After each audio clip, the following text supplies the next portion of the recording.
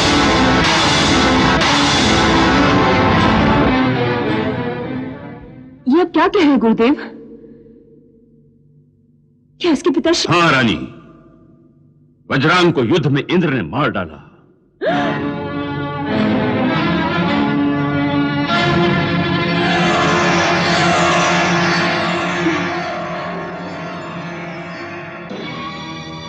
नहीं,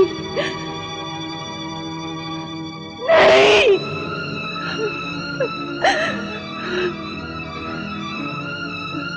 गुरुदेव ये नहीं हो सकता, ये सच नहीं हो सकता, ये झूठ है गुरुदेव, ये झूठ है। महाराज के शरीर के तो प्रत्येक अंग वज्र के समान थे। उनको तो वरदान था कि उनके कोई प्राण नहीं ले सकता। ये कैसे हुआ? ये नहीं हो सकता गुरुदेव, ये नहीं हो सकता, कोई उनको नहीं मार सकता, नहीं हो सकता।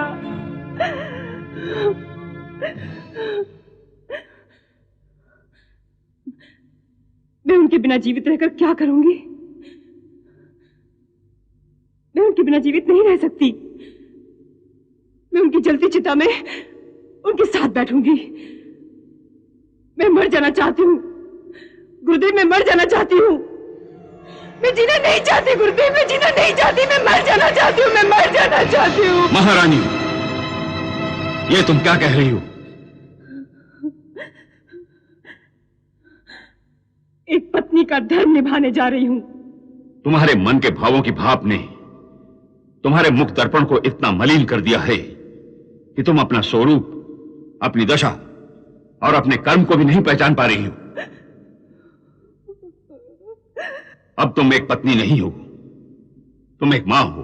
मां, और मां का धर्म अपने बच्चे का पालन पोषण करना होता है।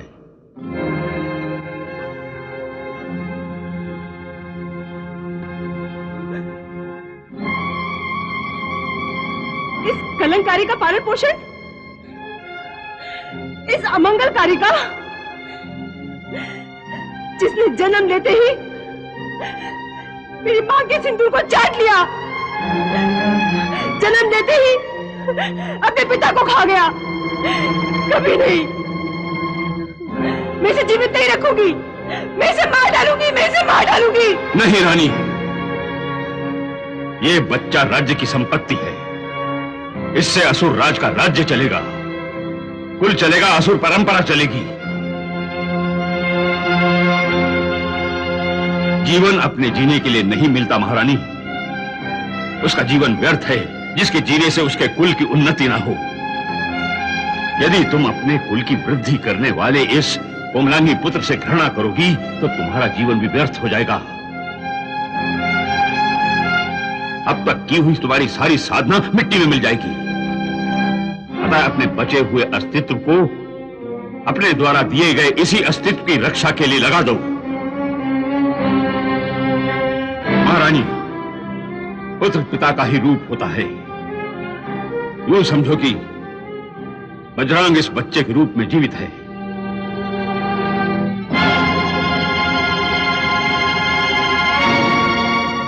केवल तुम दोनों का नाता बदल चुका है। पहले तुम पत्नी थी और अब तुम मां हो। अतः इसे ममता प्रदान करो, इसका तिरस्कार मत करो। इसे प्यार करो रानी, इसे प्यार करो, क्योंकि यही असुरों का तारणहार है। यही त्राता है, तारक है, जिसने पैदा होते ही पूरी सृष्टि में हलचल मचा दी हो। वो तारक ही तो है, तारक है ये, तारक है ये। हम इसे नाम देते हैं तारक। तारक। रानी, ये शुक्राचार्य तुम्हें विश्वास दिलाता है कि मैं इस तारक को इतना बलशाली, इतना पराक्रमी और इतना दूरदर्शी राजा बनाऊंगा कि देवता इसका नाम सुनते ही भाग खड़े होंगे। मैं इसके मन में देवताओं के प्रति इतनी घृणा भर दूंगा कि इसकी तलवार सदा देवताओं के सिर ढूंढती रहेगी। इसके पांव सदा देवताओं के यज्ञों का विध्वंस करते रहेंगे। ये बड़ा होकर इंद्र से अपने पिता के वध का प्रतिशोध लेगा। रानी, इसके कान में एक ही फूंक मारूंगा मैं। प्रतिशोध, प्रतिशोध, प्रतिशोध, प्रतिशोध, प्रतिशोध। जय हो जय हो जय हो गंगा मैया, तेरी जय हो जय हो जय हो गंगा मैया, तेरी जय हो जय हो जय हो गंगा मैया, तेरी जय हो जय